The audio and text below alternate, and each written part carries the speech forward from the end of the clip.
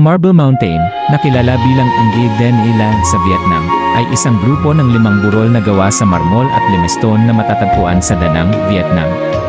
Ang lugar na ito ay naging mahalagang lugar sa loob ng maraming siglo, kilala sa magagandang tanawin, makasaysayang mga lugar, at kahalagahan sa kultura. Ang Marble Mountain ay matatagpuan mga 9 kilometro timog ng sentro ng lungsod ng Da Nang, sa kahabaan ng baybayin ng South China Sea.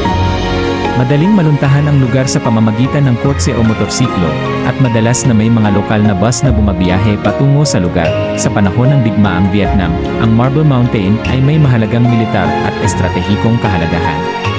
Ang mga yungib at tunnel sa loob ng mga bundok ay ginamit ng Viet Cong bilang mga taguan at base ng operasyon.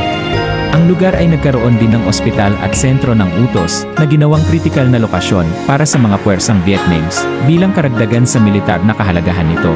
Ang Marble Mountain ay tahanan ng maraming mga santuwaryo at estatwa ng Budismo, na nagpapakita ng espiritual na pamana ng rehiyon.